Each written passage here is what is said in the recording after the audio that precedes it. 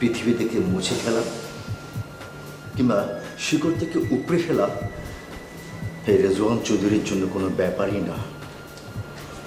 এই একটা কথায় আমি আপনার সাথে ভীষণভাবে একমত, জানেন। তুই তোর বাবাকে কি বলেছিস? অরণ্য নাকি মায়াকে ভালোবাসে? এত বড় মিথ্যা কথা তুই বললি কি করে? আমি কোনো মিথ্যা কথা বলিনি, যা সত্য তাই বলেছি। অরণ্য মায়াকে ভালোবাসে। কি ঝামেলা হয়েছে? ওই মেয়েটা কি কোনো মেরে ফেলেছে নাকি? আরে ধুর, কি যে বলিস না, কল্পনা জগতে থাকিস। মেরে ফেলা এত সহজ নাকি? ভাইয়া, এই তারিনা জেরিন যেই ধরনের মানুষ, ওদের দ্বারা এটা অসম্ভব কিছু না, পসিবল। হাসি, তুমি আর মিথ্যে বলতে এসো না। মিথ্যে বলে বলে তুমি তোমার ছেলেকে আর কত বাঁচাবে? আপনি কি আপনার প্রাণপ্রিয় ছেলে রুদ্রর কোনো ক্ষতি করছেন? একবারও ভেবেছেন? মা, নাস্তা টাস্তা কিছু আছে তো খাই। নাস্তা বলতে চা বিস্কিট আছে, দিব?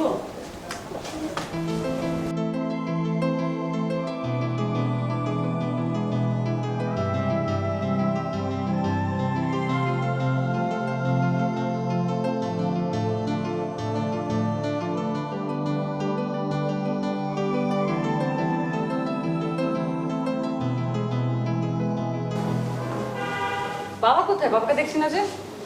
তোর বাবা একটু বাইরে গেছে। কেন? বাবা বাইরে গেছে কেন? কবির কে বলতো যা লাগতো কবির নিয়ে আসতো। আচ্ছা, একটা মানুষ কতক্ষণ বাসায় বসে থাকতে ভালো লাগে বলতো? একটু হাঁটাহাঁটি করাও তো ভালো নাকি? তা অবশ্য ঠিক। মায়া, তোর সাথে আমার কিছু কথা আছে। বলো, সিরিয়াস কিছু? অবশ্যই সিরিয়াস। কি হয়েছে বলো তো? মানে বলছিলাম কি যে, আচ্ছা তুই কি বিয়ে টিয়ে করবি না নাকি? কিসের বিয়ে? কিসের বিয়ে মানে? তোর বিয়ে দিতে হবে না? এটা তো একটা আনন্দের কাজ, আর আমাদের জন্য এটা ফরজ কাজ। মা দেখো, আমি এসব কিছু এখন ভাবতেছি না, তুমি সব বাদ দাও। মায়া, তুই সত্যি করে বলতো, তোর কি অন্য কোনো পছন্দ আছে? মা আমি তো বিয়েই করবো না, তার আবার পছন্দ কিসের? এই দেখ, বুঝে কথা বলিস কিন্তু। তা না হলে আমরা আমাদের পছন্দ মতো ছেলের সাথে বিয়ে দিয়ে দিব, তখন কিন্তু কান্নাকাটি করেও কোনো লাভ হবে না। মা প্লিজ, এখনই কোনো সিদ্ধান্ত নিও না, আমাকে একটু সময় দাও, আমিই বলবো। কি বলবি? বিয়ে করবি নাকি অন্য কোনো পছন্দ আছে? প্লিজ আমাকে একটু সময় দাও, বাবাকে তুমি বুঝিয়ে বলো। আমি শিওর তোমরা আমার পিছনে কোনো একটা ষড়যন্ত্র করছো। দেখো মা, এসব বন্ধ করো প্লিজ।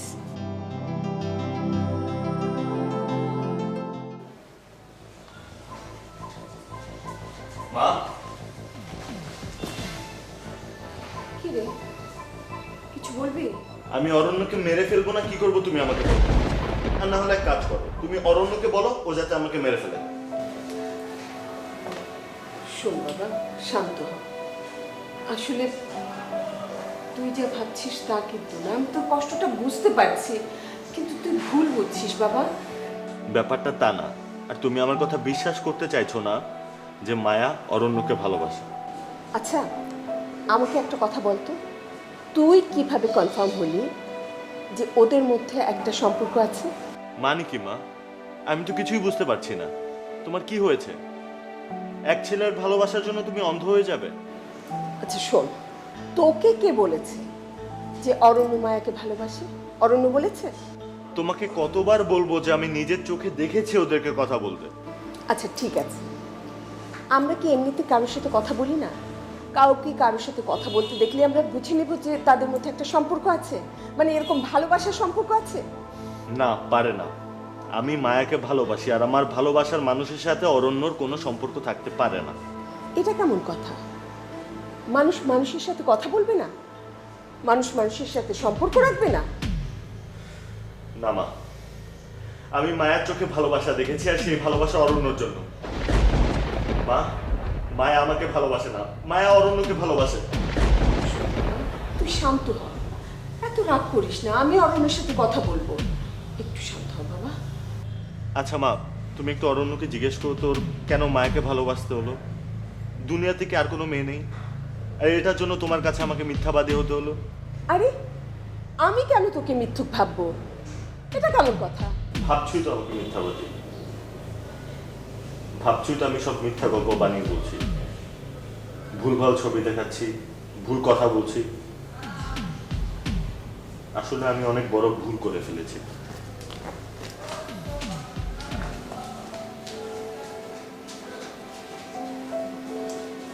কি হচ্ছে এসব আমার পরিবারে? আমার এই পরিবারটা নিয়ে কি করব আমি বুঝতে পারছি না। একদিকে ঠিক করি তো আরেক দিকে ভাঙে। উফ, কি যন্ত্রণার মধ্যে আছি আমি।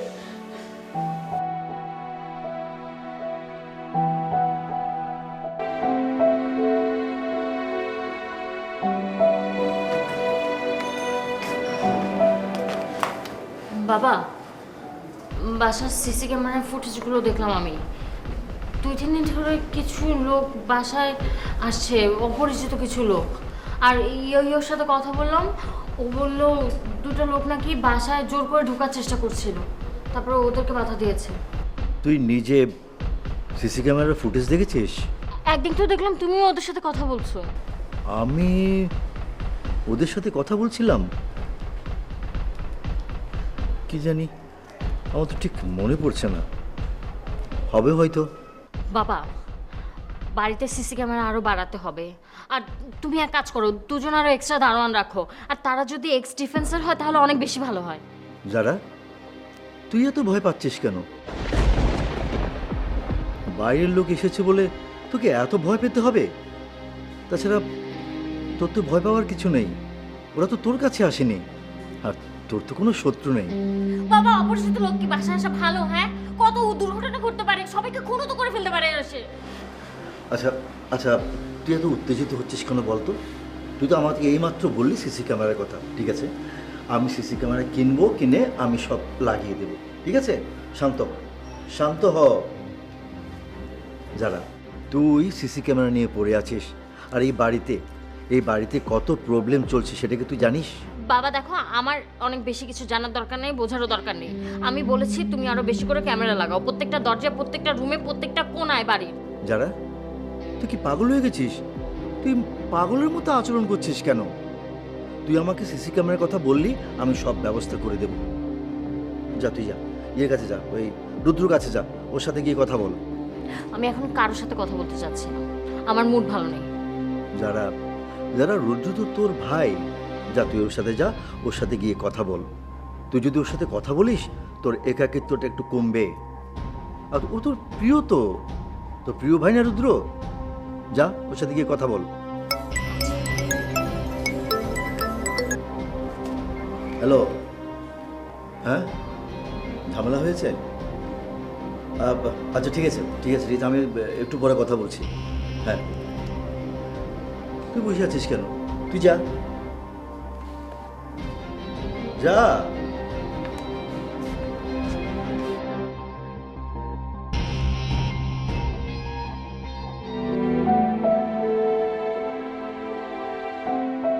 কিরে, তুই এখানে বসে আছিস কেন? হ্যাঁ, তোর রুম টুম নাই কিছু?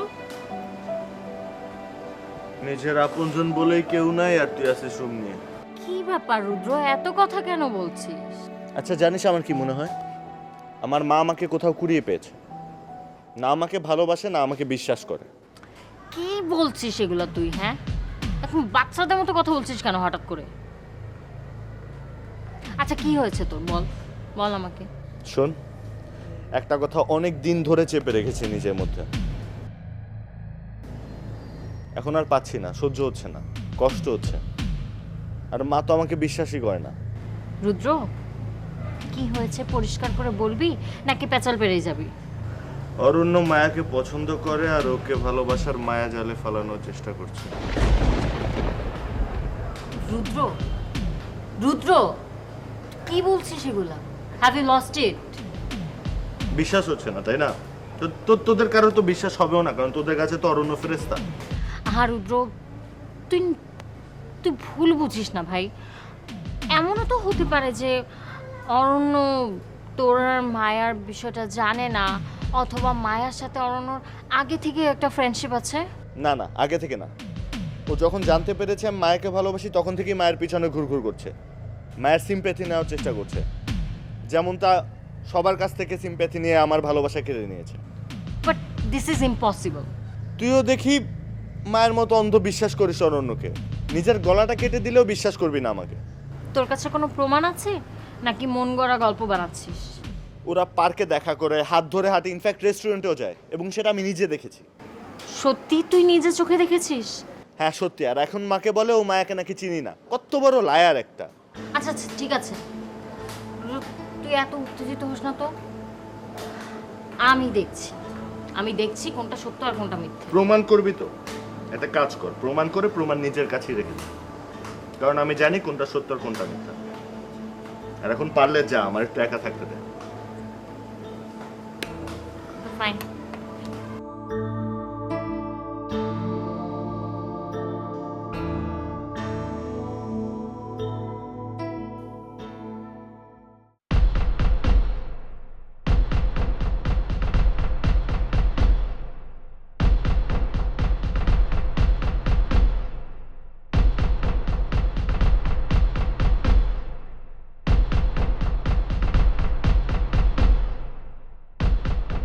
বাবা, আমার মাথায় আকাশ ভেঙে পড়ছে, আর তুমি কিছু করবে না? রুদ্র, রুদ্র মাথাটা ঠান্ডা করো, ঠান্ডা করো। তুই এসছিস, ভালো হয়েছে। কি হয়েছে এবার বলো। অরণ্য বাসায় নেই, কোথাও নেই বাবা। আশেপাশে কোথাও আছে হয়তো, চলে আসবে। তোর যদি বেশি দরকার হয় বল, আমি ফোন দিব। তার কোনো দরকার নেই, বরং ও মরে যাক, তাতেই আমি শান্তি পাই। আই, এত খেপেছিস কেন তুই? হ্যাঁ, সমস্যা কি তোর? অরণ্য বাসায় নেই, ও মনে হয় মায়াকে বিয়ে করতে গেছে। তাই না? অর্ণ বিয়ে করতে গেছে। কে বলেছে তোকে এই কথা? রুদ্র, সব কিছু এত সোজা না। মায়ের বিয়ে তোমার সাথেই হবে, তোমার সাথে। উফ, আর ভাল লাগছে না বাবা। এক কাজ করো না, ওকে নিয়ে গিয়ে মায়ের সাথে এখনই বিয়েটা পড়িয়ে দাও। বিয়ে বিয়ে বিয়ে, এই বিয়ে নিয়ে এত ঝামেলা কিসের? হ্যাঁ বাবা শুনো, এই বিয়েটা না হওয়া পর্যন্ত এই বিয়ের ব্যাপারটা শেষ হবে না। প্লিজ তুমি ঝামেলাটা শেষ করে দাও। আমি ওকে খুঁজে দেখলাম, ও বাসার কোথাও নেই। আমি তো বলেছিলাম আমার বিয়ের আগ পর্যন্ত ওকে চোখে চোখে রাখবো। আমার তো মনে হয় ও মায়াকে বিয়ে করে ফেলবে। রুদ্র, আমি তোমাকে বলেছি মায়ের সাথে তোমার বিয়ে হবে। তারপর তুমি আমার কথায় ভরসা করতে পারছো না? না বাবা, ভরসা হচ্ছে না। অরণ্য জিদ করেছে, এখন ও মায়াকে বিয়ে করে আনবে। আর অরণ্যর জন্যই মায়া এখন আমার সাথে কথা বলে না, ওর সাথে ঘুরে বেড়ায়। যদি এই কথাই বলিস তার মানে তো ওরা দুজন দুজনকে ভালোবাসে। তুই কেন এর মাঝে ঢুকতে যাচ্ছিস? যারা, তুই উল্টোপাল্টা কথা কেন বলছিস? রুদ্র, আমি তোমাকে বলছি, কালই আমি তোমাকে নিয়ে মায়াদের বাসায় যাব। কালই যাবে তো? হ্যাঁ। মিস করবে না তো? না, মিস করবো না। হয়েছে তোমাদের? হয়েছে, কালই যাবো। এই তুই এখানে দাঁড়া দাঁড়িয়ে কি শুনতেছিস? যা চা নিয়ে যা। চা নিয়ে যা বলে, আমি কি চা দেওয়ার জন্য বসে আছি নাকি? অন্য কার কাছে চা? চলো আমরা গিয়ে ওইদিকে বসে। বাবা তুমি আগে বলো, প্রমিস করো তুমি কালকে যাবে। প্রমিস, আমি কাল যাব, তোমাকে সাথে নিয়ে যাব, কোনো চিন্তা করতে হবে না। ঠিক আছে, চলো।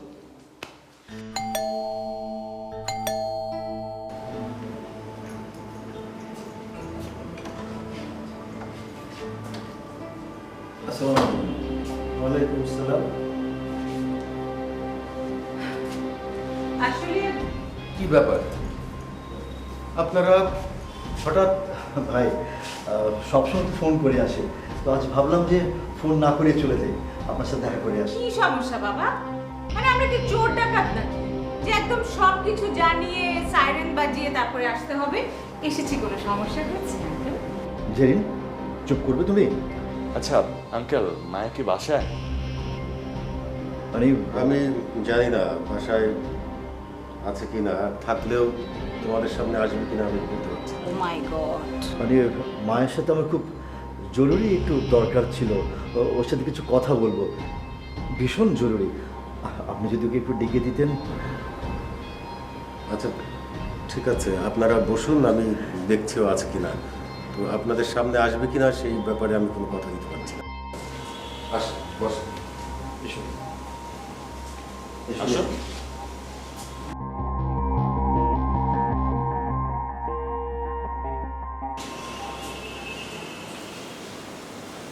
এমন কুতু কুতু করে কথা বলছো কেন বাবা? আমি কিছুই বুঝতে পারছি না। জেরিন, তুমি আবার কিন্তু উল্টোপাল্টা কিছু বলে বসো না, বুঝতে পেরেছো? যা বলার আমি আর রুদ্রই বলবো। তুমি যদি উল্টোপাল্টা কিছু বলো, হয়তো মায়া আমাদের সাথে কথাই বলবে না। ও মাই গড বাবা, তাহলে তুমি আমাকে সাথে করে নিয়ে আসলে কেন? হ্যাঁ, তাহলে আমাকে আনতে না, আমাকে আসার কোনো দরকারই ছিল না। এনে এরকম করে অপমান করার তো কোনো মানে হয় না বাবা। আপু তুমি একটু চুপ থাকবা, একটু বাবার কথা শুনবা, অ্যাটলিস্ট একটু বাবার কথা শোনো। এই জন্যই তোমাকে নিয়ে আসতে ইচ্ছা হয় না। ঠিক আছে ঠিক আছে, আসাটাই ভুল হয়ে গেছে।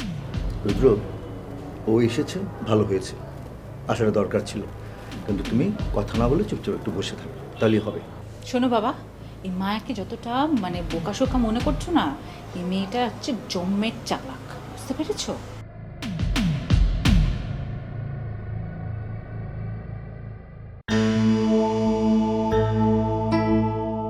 কিভাবে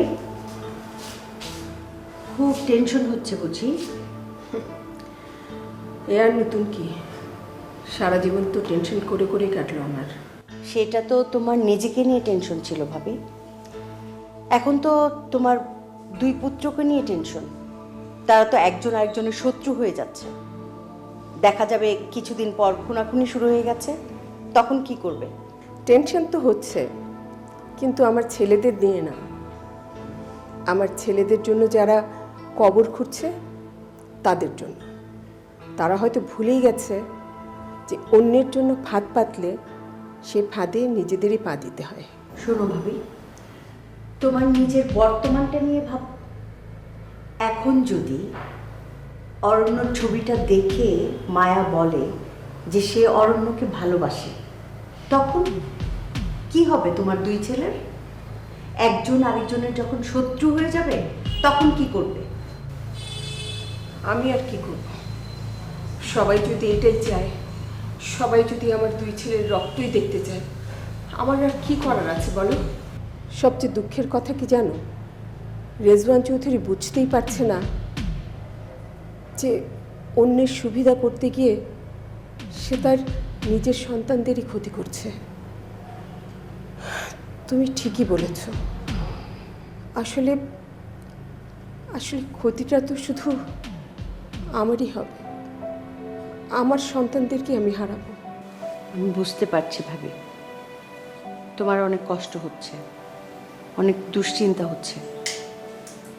আমি ভাবছি কি, রুদ্র যদি মায়ার মুখ থেকে শুনে যে মায়া অরণ্যকে চেনে, অরণ্য এবং মায়ার মধ্যে একটা সম্পর্ক আছে, তখন না রুদ্র সুইসাইড করে বসে। কি বলছো? ও কেন এটা করবে? করতেই পারে, যে সে অরণ্যর ভাই, তার গার্লফ্রেন্ড, সে আবার অরণ্যরও গার্লফ্রেন্ড, সেই ক্ষোভে সে করতেই পারে সুইসাইড। না না না, এরকম কিছুই হবে না। রুদ্র হয়তো নিজের কোনো ক্ষতি করলো না, নিজে কোনো কিছু প্রকাশই করলো না, কিন্তু ও তো একটু অন্যরকম, নিজের ভেতরে থাকে। ও দেখা গেল যে হঠাৎ করে যদি অরণ্যর কোনো ক্ষতি করে বসে, তখন তখন কিভাবে বোঝাবে, কাকে কি বোঝাবে, আর নিজেকেই বা তুমি কিভাবে বুঝে দিবে বলো? আমার না কিচ্ছু ভালো লাগছে না, আমার আমার প্রচন্ড খারাপ লাগছে।